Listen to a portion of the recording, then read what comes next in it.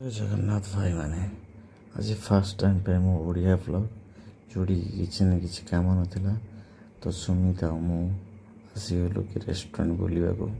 କିଛି ନା କିଛି କାମ ନଥିଲା ତ ସେଥିଲାଗି ରେଷ୍ଟୁରାଣ୍ଟ ଦେଖିବାକୁ ଆସିଥିଲୁ କି କଷ୍ଟମର୍ ଅଛନ୍ତି କି ନାହାନ୍ତି। ଆକ୍ଚୁଆଲି କିଚେନ୍ରେ ବହୁତ ଗରମ ହେଉଥିଲା, ଯେଉଁଥିଲାଗି ଗରମ ଆଜିକାଲି ବଢ଼ିଯାଇଛି। ସେଥିଲାଗି ଆମେ ବୁଲିବାକୁ ପଳେଇଲୁ ସନ୍ଧ୍ୟାବେଳେ।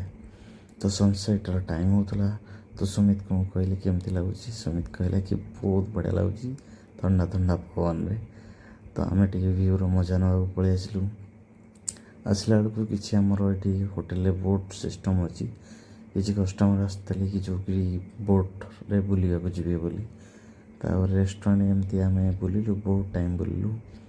ବୁଲିଲା ବେଳେ ରେଷ୍ଟୁରାଣ୍ଟ ମ୍ୟାନେଜର୍କୁ ପଚାରିଲୁ କି କିଛି କଷ୍ଟମର୍ ଆସିବାର ଅଛନ୍ତି କି ଯେଉଁଥିଲାଗି ଆମେ ଟିକେ ଟାଇମ୍ ଏଠି ବିତେଇ ପାରିବୁ। ଆମ ମ୍ୟାନେଜର୍ କହିଲା କିଛି ନାହିଁ, ବିନ୍ଦାସ ଆପଣମାନେ ବୁଲନ୍ତୁ, କେହି ଆସିବାର ନାହାନ୍ତି।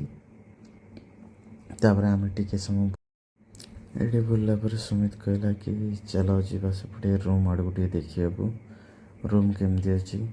ତାପରେ ରୁମ୍ ଆଡ଼କୁ ଆମେ ଜଷ୍ଟ ଆସିଗଲୁ ଏଠି ଦେଖିବାକୁ ଆମର ଏଇସବୁ ହୋଟେଲର ରୁମ୍ ଟିକେ ଦେଖିଲା ପରେ ସୁମିତ କହିଲା ଚାଲ ଯିବା ଭାରି କିଚେନ୍କୁ। ଜମା ଇଚ୍ଛା ହେଉନଥିଲା ଯିବାକୁ। ଆକ୍ଚୁଆଲି ଏତେ ଗରମ ଥିଲା କିଚେନ୍ରେ କି କିଚେନ୍କୁ ଆଉ ଥରେ ଯିବାକୁ ଇଚ୍ଛା ହିଁ ହେଉନଥିଲା। ତାପରେ ଆମର ଯେଉଁ କଷ୍ଟମର୍ ଆସିଥିଲେ ବୋଟ୍ରେ ବୁଲିବାକୁ ଯିବାକୁ, ସେମାନେ ବୁଲିବାକୁ ଯିବାକୁ ବାହାରିଗଲେ। ତ ତାଙ୍କୁ ଟିକେ ଦେଖୁଥିଲୁ ଆମେ ଏଠି ଠିଆ ହେଇକିରି। ତାଙ୍କୁ ଦେଖୁଥିଲା ଟାଇମ୍ରେ ଆମର ରେଷ୍ଟୁରାଣ୍ଟ ମ୍ୟାନେଜର୍ କହିଲେ ସେଫ୍ ଆପଣଙ୍କର ଅର୍ଡ଼ର୍ ଅଛି, ଆପଣ ଯାଆନ୍ତୁ, ଭିଡ଼ିଓ ଏତିକିରେ ବନ୍ଦ। ଭିଡ଼ିଓଟା ଆମର ଅଧାରେ ବନ୍ଦ ହେଇଥିଲା, ମୋତେ ଜମା ଭଲ ଲାଗୁନଥିଲା। କିନ୍ତୁ ଅର୍ଡ଼ର୍ ଏତେ ଥିଲା କି ଭିଡ଼ିଓ ଆଉ ଥରେ ବନେଇବାକୁ ଚାନ୍ସ ମିଳିଲାନି ମୋତେ। ତାପରେ ଅର୍ଡ଼ର୍ କମ୍ପ୍ଲିଟ୍ ହେଲା ପରେ ବି ଭିଡ଼ିଓ ବନେଇବାକୁ ଆମେ ଆସିପାରିଲୁନୁ, କ୍ଲୋଜିଂ ଟାଇମ୍ ହେଇଗଲା। କ୍ଲୋଜିଂ ଟାଇମ୍ରେ ମୁଁ କହିଲି ଯିବା ବେଳେ ଭିଡ଼ିଓ ବନେଇ ଦେଉଛି। ଏଠି ଆମର ଏ ଓଡ଼ିଶା ଭାଇ ଜଣେ ଅଛି ବାଲେଶ୍ୱରରୁ, ସେ ମୋତେ ୱେଟ୍ କରିଛନ୍ତି, ମୋ ଲାଗି ଶିବୁନ ତା ନା। ତ ତାର ମୋର ଡ୍ୟୁଟି ସାରିକିରି ରୁମ୍କୁ ବାହାରିଗଲୁ। ରୁମ୍ରେ ବାହାରିଲା ବେଳେ କିଛି କଥା ହେଇକି ଆମେ ଯାଉଥିଲୁ। କହିଲେ କି ତୁମେ ଯଦି ବ୍ଲଗ୍ ବନାଉଛ ତାହେଲେ ମୋ ଭିଡ଼ିଓ ବନେଇବନି। ମୁଁ ରହିଲି ଚିତି ମଣିଷ, ମୁଁ କହିଲି ତୁମ ଭିଡ଼ିଓ ଆଜି ବନେଇକିରି ହିଁ ରହିବି, ତୁମେ ଯାହା ବି କୁହ।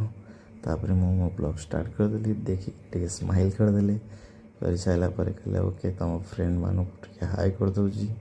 ହାଏ କରିସାରିଲା ପରେ ଆମେ କଥା ହେଇଯାଉଥିଲୁ ଆମ ରୁମ୍କୁ। ଆକ୍ଚୁଆଲି ଆମେ ବହୁତ ଥକି ଯାଇଥିଲୁ, ଆଜି ଏତେ ଅର୍ଡ଼ର୍ ଥିଲା। ହସି ହସି କଥା ହେଇଯାଉଥିଲୁ। ରୁମ୍ ପାଖରେ ପହଞ୍ଚିଗଲୁ ଆସିକି ବହୁତ ଜଲ୍ଦି। ଏତେ ଜଲ୍ଦି ପହଞ୍ଚିବୁ ବୋଲି ଭାବିନଥିଲି। ରୁମ୍ ଭିତରେ ପହଞ୍ଚିଲା ପରେ ଫ୍ରେଶ୍ ହେବାକୁ ବହୁତ ଜଲ୍ଦି ବାହାରିଗଲି। ଆକ୍ଚୁଆଲି ବହୁତ ଟାୟାର୍ଡ଼ ହେଇଯାଇଥିଲି ଆଜି କାମ କରି। ତ ସେଥିଲାଗି ମୁଁ ଟିକେ ମୋ ରୁମ୍କୁ ଦେଖେଇଦେଲି ସମସ୍ତିକି।